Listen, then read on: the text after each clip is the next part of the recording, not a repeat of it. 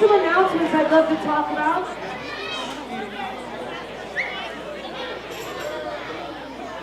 Once again,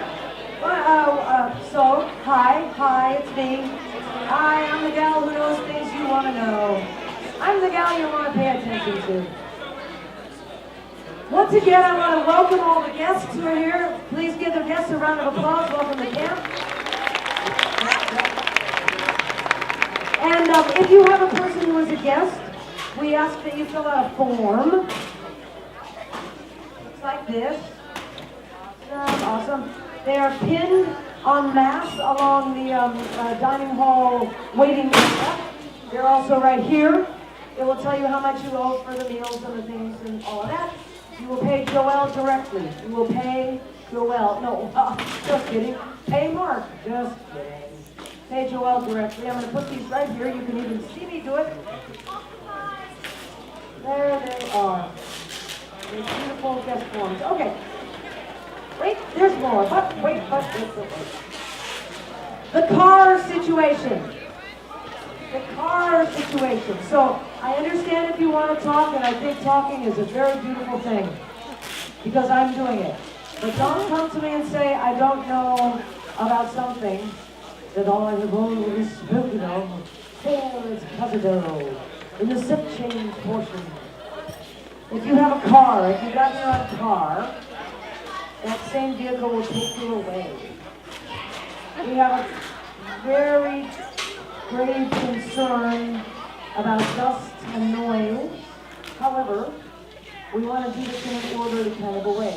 So what I suggest is that tomorrow, at some point in the morning, you take a look at where your car is. Make sure that the person who's blocking you in, I'm sorry, I didn't mean to laugh when I said that, but it happens. Someone might be blocking in. So you need to check and see who they are, and then find them, because they'll say their tent, or their cabin, whatever, and you'll be able to ask them when you're leaving, so you want to kind of have an exit strategy going on there.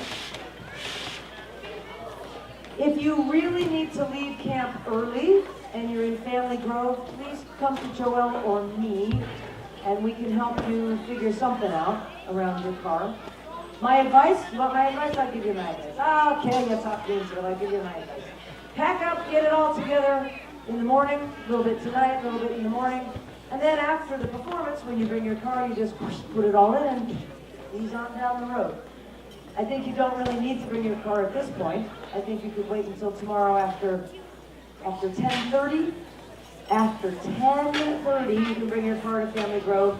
That side of camp, we can fend for ourselves. I think we'll be okay over there.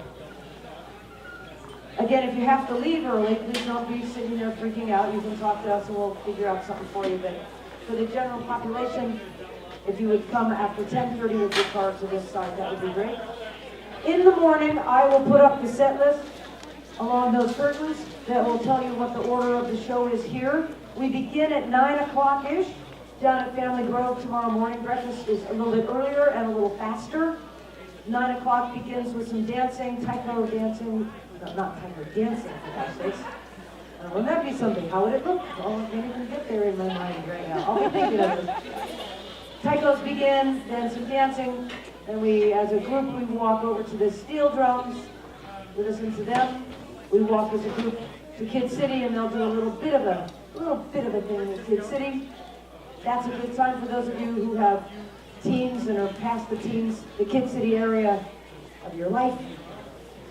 Maybe the bathroom, maybe a cup of coffee, look at the artwork, and then we all come here.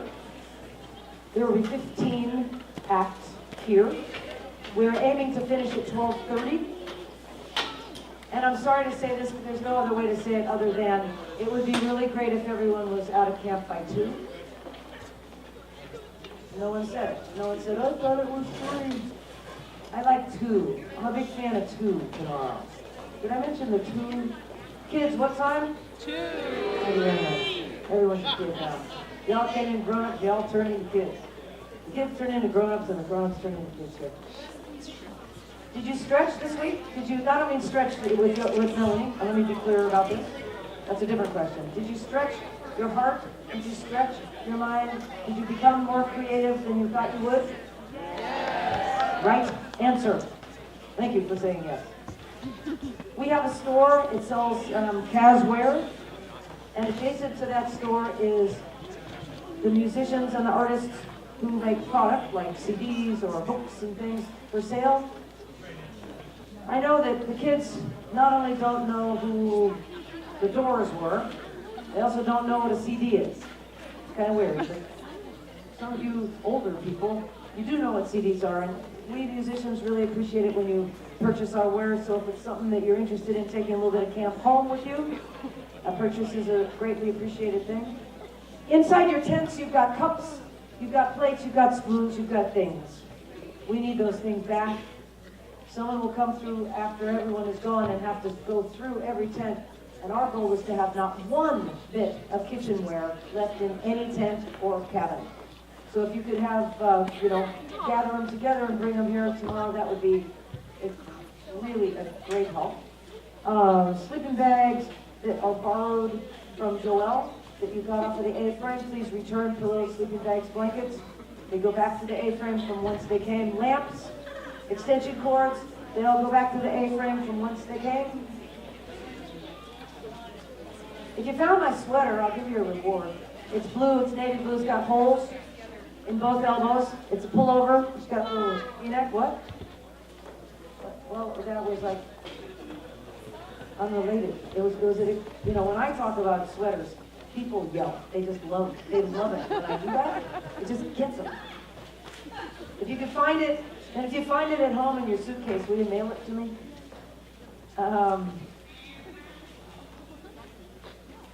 I was talking to somebody who said, I said, so how did you end up here? And she says, The Simpsons?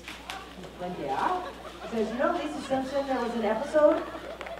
And Lisa says, I'm going to go to music camp.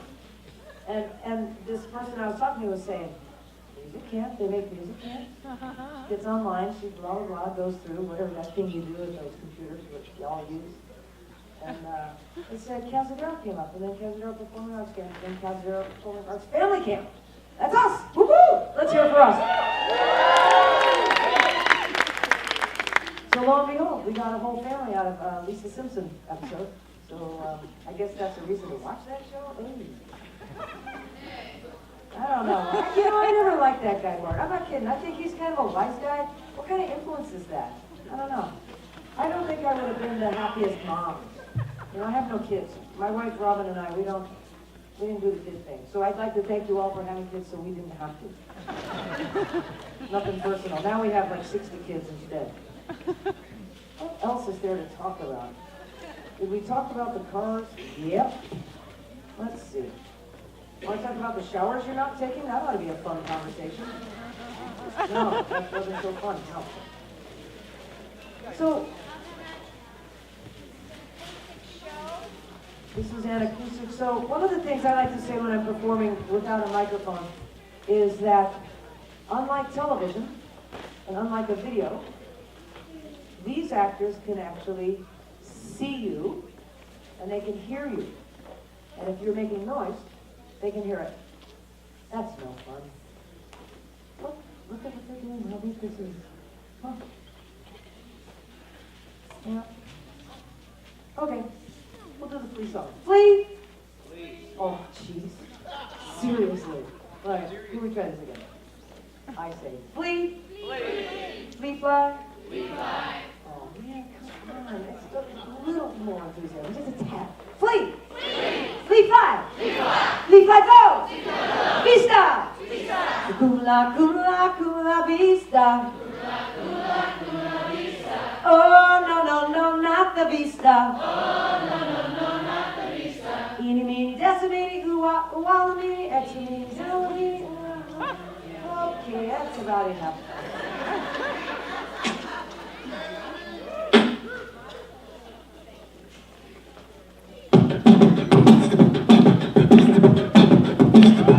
Put your hands up. Put your hands down. Put your hands up. Put your hands down. Scratch your head. Put your hands up. Put your hands down. Put your hands up. Put your hands down. Hug your neighbor. Put your hands up, put your hands down. Put your hands up, put your hands down. Up, down. Grab your foot. Put your foot down. Put your hands up, put your hands down. Put your hands up, put your hands down. To be your friend.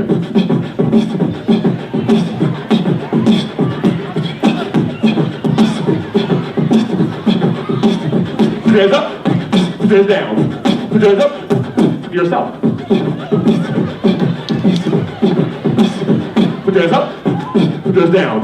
Put your hands up, put your hands down. Grab your hands. Faster. Put your hands up, put your hands down. Put your hands up. Do like this. You guys look silly. Look so silly. What are you doing? What are you doing? Put your hands down.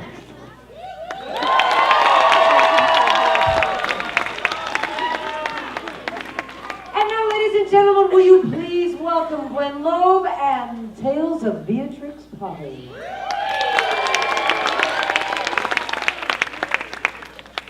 So now you've heard all sorts of fantastic microphone work. Brilliant microphone work. And now you're going to hear a lot of fantastic kids who in the past 4 days have put together an entire play, and they're going to give it to you just with their voices. So I hope you will listen very carefully, and they're all going to speak really loudly, right? Normally they can only do it at quiet time. So thank you very much. Without any further ado, Tales from Beatrix Potter. Hello. Oh, we did that part already, didn't we? I'm so glad you come. These are stories of the Lake District, a most beautiful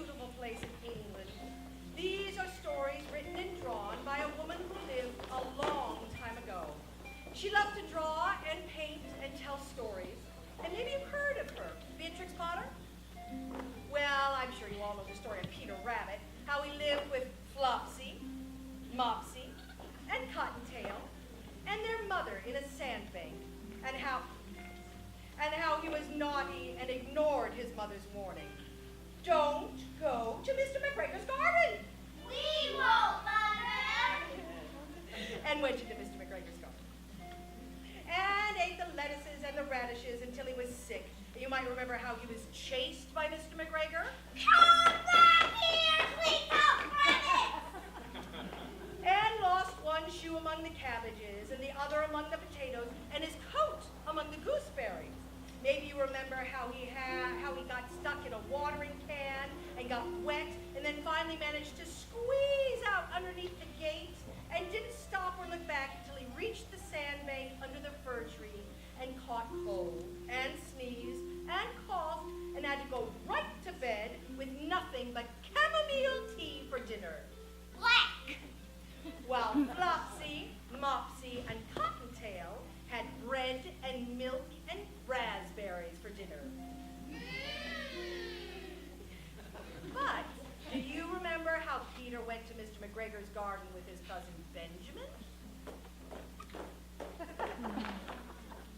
Peter, who's got your clothes? The scarecrow in Mr. McGregor's garden. Because you didn't listen. You got away. Poor Peter. I just saw Mr. McGregor. He's gone out on a gig, and so is Mrs. McGregor.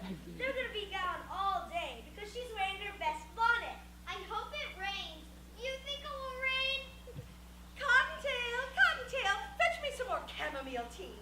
We will. Let's go. I love chamomile. Chamomile. Black.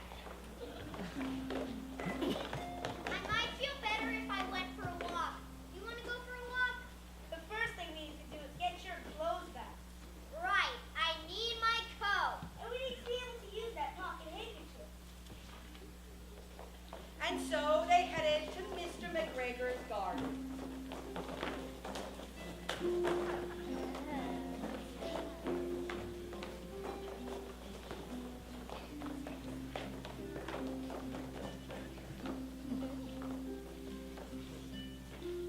There's water in my shoe. And it looks like your coat shrunk too. Hi, I'm Mr. McGregor.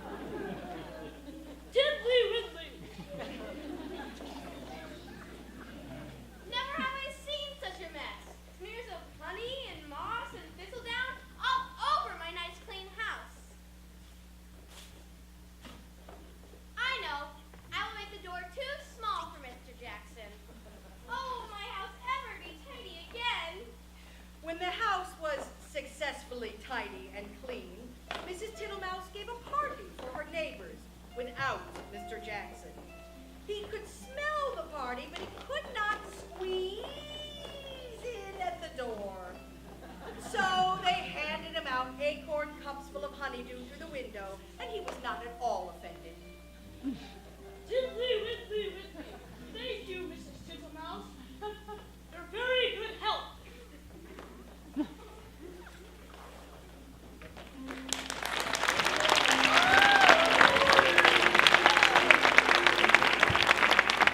It is said that the effect of eating too much lettuce is soporific. Now, does anyone know what soporific means? All right. Well, it means something that makes us sleepy. Now, lettuce certainly had a soporific effect on the Flopsy Bunnies. Who were the Flopsy Bunnies? Oh, well, you see, when Benjamin grew up, he married Peter's sister Flopsy. And their children were so hard to keep track of that everyone just called them the Flopsy Bunnies. And together, they were a most cheerful family. Now, like many large families, they didn't always quite have enough to eat. Benjamin, the children are famished. No, we're not. We're hungry. That's what